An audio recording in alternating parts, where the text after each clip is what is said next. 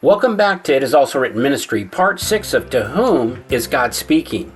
We'll be looking at Zechariah's prophecy, To Whom Is God Speaking, and endorsing the final movement, Awaken, that will finish the everlasting gospel. Now understand these prophecies of Zechariah, as we get into them, are applicable to two peoples at two different times. First, to the Jews while they were returning from Babylon to Jerusalem, and second, to those in the time of the end are to come out of all nations. Revelation chapter 7, verse 9, and 18, verse 4. We also need to make note and understand that the revival and reformation which took place in Zechariah's day is a type of a revival and reformation that is to take place in our day, and that the peoples returning anciently from Babylon is a type of people returning in the latter days. Babylon, modern Babylon, Revelation 18:4. Now let us take a look at Zechariah chapter 1, verse 1. I read in your hearing. In the 8th month, in the 2nd year of Darius, came the word of the Lord unto Zechariah. Here we are told that the prophet Zechariah was called to his prophetic office in the 2nd year of Darius the king. Why was he called in this particular year? For the answer, we shall turn to Ezra. Then ceased the work of the house of God, which is at Jerusalem, so it ceased unto the 2nd year of the reign of Darius, king of Persia. Obviously, Zechariah was called at that particular time because the work of the temple at Jerusalem was curtailed and abandoned. The Lord, therefore, through the prophet Zechariah and Haggai, sent a message of rebuke to the builders and asked them to quickly resume building. Again, Zechariah, God speaking through him, says, The Lord hath been sore displeased with your fathers. Therefore say thou unto them, Thus saith the Lord of hosts, Turn ye unto me, saith the Lord of hosts, and I will turn unto you, saith the Lord of hosts. Be ye not as your fathers, unto whom the former prophets have cried, saying, Thus saith the Lord of hosts, Turn ye now from your evil ways and from your evil doings. But they did not hear, nor hearken unto me, saith the Lord. Your fathers, where are they? And the prophets, do they live forever? But my word and my statutes, which I commanded my servants, the prophets, did they not take hold of your fathers? And they returned and said, Like as the Lord of hosts thought to do unto us, according to our ways and according to our doings, so hath he dealt with us. So the builders were first reminded that they were in Babylon. Why? Because their fathers had not obeyed the word of the Lord that came to them through his prophets, and that for their sins, the temple and their kingdom were destroyed. So the builders were plainly told that if their project was ever to prosper, they would have to avoid the course pursued by their fathers and give special heed to the prophet Zechariah and Haggai. The builders promised that they would not walk in the ways of their father. It was in the 8th month that Zechariah delivered to them this reformatory message. The Jews' hearty acceptance of it prepared the way for another message, and it came within the space of 3 months. Here it is, Zechariah chapter 1, verses 7 and 8. Upon the 24th day of the 11th month, which is the month of Sabbat, in the 2nd year of Darius, came the word of the Lord unto Zechariah, the son of Berechiah, and the son of Iddo, the prophet, saying, I saw by night, and behold, a man riding upon a red horse, and he stood among the myrtle trees that were in the bottom, and behind him were their red horses speckled in white. For the interpretation of this symbolism, we shall read the prophet's interrogation and the angel's explanation of it. Then said I, O my Lord, what are these? And the angel that I talked with said unto me, I will show you what these be. And the man that stood among the myrtle trees answered and said, These are they whom the Lord hath sent to walk to and fro through the earth. And they answered the angel of the Lord that stood among the myrtle trees and said, We have walked to and fro through the earth, and behold, all the earth sitteth still and is at rest. Since the horses are sent by the Lord to walk to and fro through the earth, and since they have the ability to speak, all this very obviously reveals that the horses are symbolical of the Lord's messengers, of those whom he sends to the nations. The red, speckled, and white, several species of horses depict a group of servants of varied races and nationalities. The horses, therefore, cannot be taken to symbolize either the Hebrew servants of Zechariah's day or those of Christ's day. Why? because the Lord's servant in those days were all of one race, the Jews, not red, speckled, and white. Now, having fulfilled their mission, the horses reported that they have walked to and fro through the earth, and that in spite of it, the earth is sitting still and at rest, doing nothing about it. And since it is a known fact that in Zechariah's day, the message bearers were all Jews, a people of one race and one nation, the symbolism is positively applicable to a day in which God appoints evangelists of various races and nationalities, whom he sends to and fro through the earth, to all nations.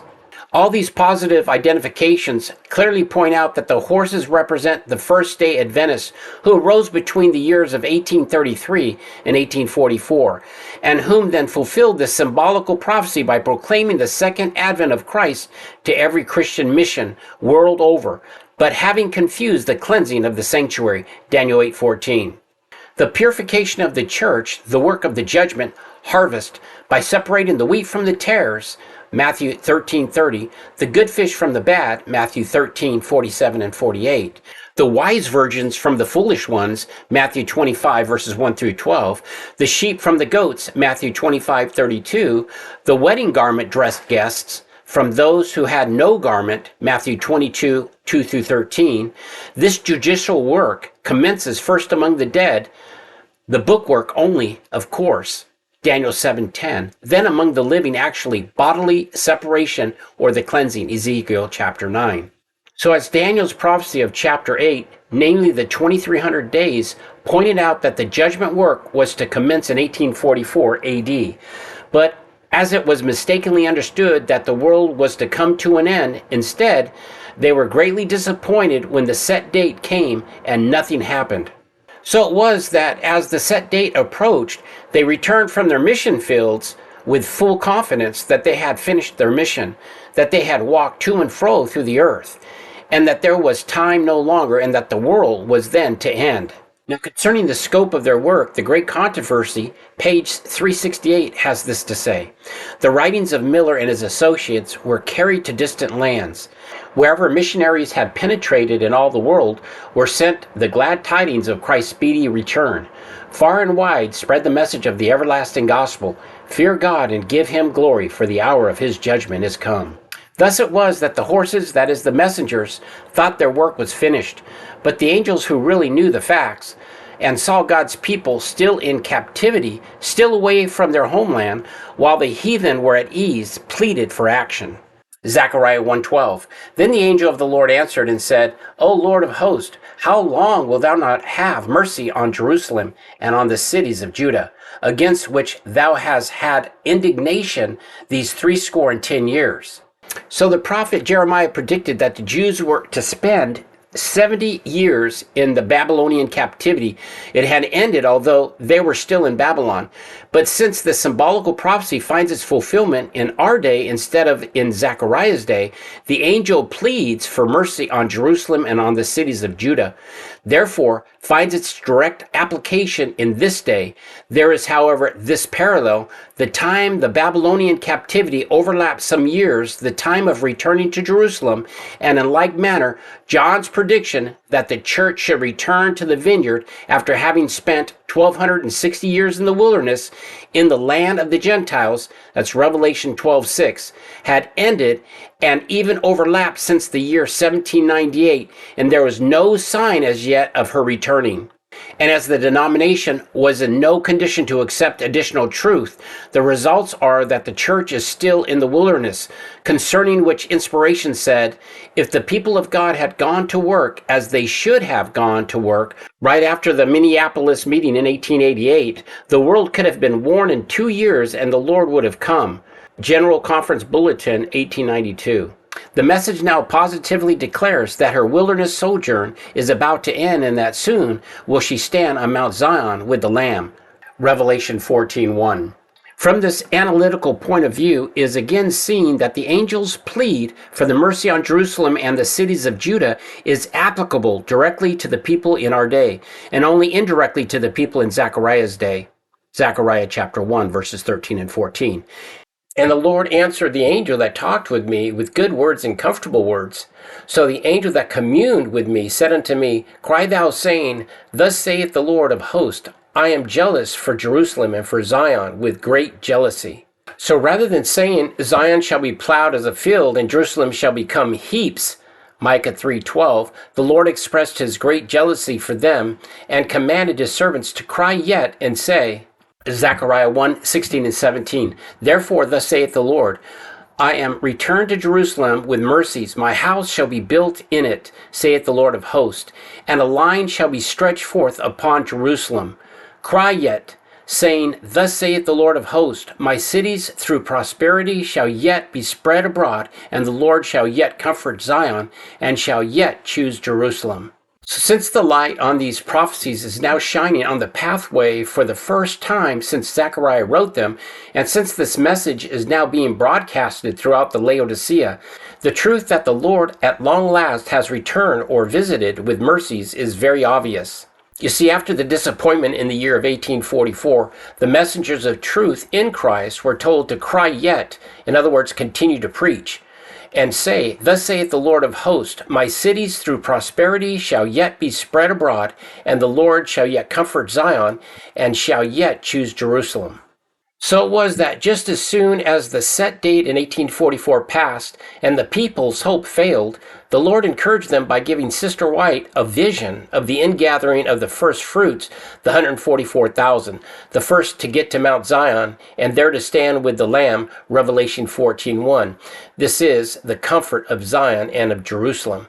So they started out again with a set goal to gather the 144,000 guileless servants of God, those who were to be used in the ingathering of the second fruits, the innumerable multitude out of all nations, Revelation 7:9. But as the time went on, rather than working with God, the denomination backslid by unbelief in the spirit of prophecy. Testimony, volume page 5, 217, and thus lost sight of the truth that was yet to be unfolded and that which is now brought to light.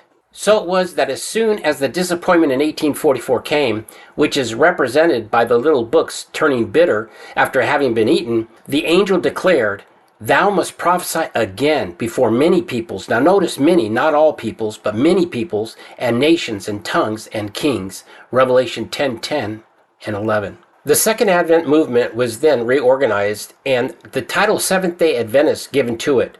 Thus, the Lord charged his messengers to cry yet, to proclaim again, to continue preaching the additional light, the judgment for the dead. The cleansing of the sanctuary, Daniel 8:14, the purification of it by blotting out from the books, Daniel 7:10, the names of those who are found not eligible to come up in the first resurrection, and the resurrection of the holy ones, Revelation 20 verse 5 and 6. So here is seen that inspiration does not at once lighten our path clear to the end, but that it does so step by step, that God's truth is progressive, that we can never really say that we have all the truth to carry us clear through to the pearly gates. Now, as the means which are to make possible the return of God's people to their own land, we shall read.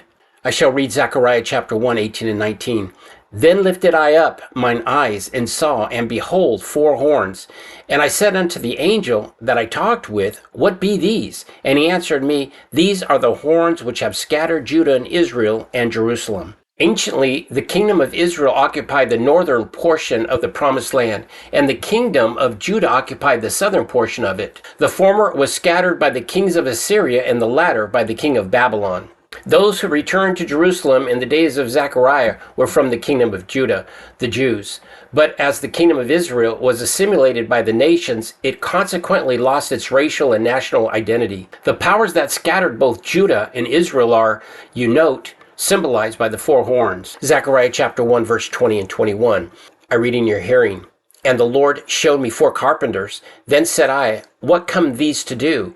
And he spake, saying, these are the horns which have scattered Judah, so that no man did lift up his head, but these are come to fray them, to cast out the horns of the Gentiles, which lift up their horns over the land of Judah, to scatter it. Here the same powers which scattered Judah and Israel are seen again, not as horns, but as carpenters, not to scatter God's people, but to build for them, and to cast out the horns, that is the power of the Gentiles, those who rule the land. Plainly then, On one hand, the nations which do not rule Palestine are to rise as horns against those who rule it, and on the other hand, they are to rise as carpenters for the people of God.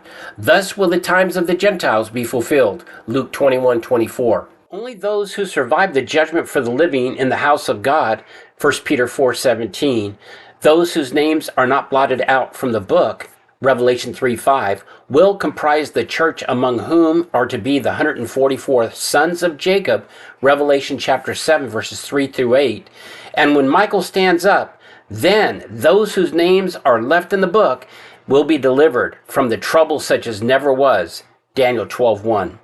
They are the remnant, the ones who escape alive from the judgment for the living in the house of God. Thus, the antitypical temple is to be built, according to Ezekiel chapter 40, verse 43, and the cities are to be spread abroad. Then these guileless servants of God, the 144,000 called the first fruits, are to be sent to the nations that have not heard of God's fame, the non-Christians, and they shall declare his glory among the Gentiles and shall bring all their brethren, the second fruits, all that are to be saved, to the house of the Lord. Isaiah 66, verses 16, 19, and 20.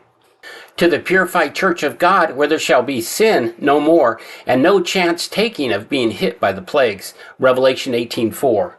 Blind to the truth, to the judgment for the living, the great and dreadful day of the Lord, the day in which all things are to be restored, the Laodiceans are seen to be in a sad deception. Read Testimonies, Volume 3, page 253, and Testimonies, Volume 5, page 217. Unless they awake to their plight, they will be found wanting and spewed out. The Jews became blinded because they closed their ears to the prophets and they took no heed to what they said. The angel of the Laodicean church today is boasting, saying, I have need neither of prophets nor of more truth, rejecting the prophecies and the messages even before they come, though he well knows that the message of the judgment of the dead is not the last, the judgment for the living is the last. The book of Zechariah in its entirety has always been a closed book, but as its deep spiritual meaning is now unsealed and clearly brought to the attention of the church, then those who reject it and work against it are doing even worse than the Jews, killing the prophets and the Lord. It is now clearly seen that God's word lives forever. Man may slay the messengers of God, but they cannot destroy his word. It is indeed like a mustard seed, though it be trodden underfoot, so that it can no more be searched out than can a mustard seed after it is cast into the ground. Yet as soon as the scroll unrolls, it springs out anew. When the message began to unfold, the Laodiceans in 1929 until today tries desperately to kill it, yet it still lives on and grows the faster. They are still trying to kill it. But since they are unable to do so when it was as small and as weak as a tiny blade of a mustard seed, how can they do it now since it has grown and borne fruit? We are therefore not to worry about the possibility of anyone hurting the work of God. Neither are we to worry about how we are to get to Mount Zion, but are to make sure to be ready to board the chariot of God when the angel cries out, all aboard. Let us ever remember that those who once wrecked the ancient kingdom and cast out its people shall now come to build it up and cast out the horns of the Gentiles who now rule the land. So even our enemies of yesterday God puts working for us today.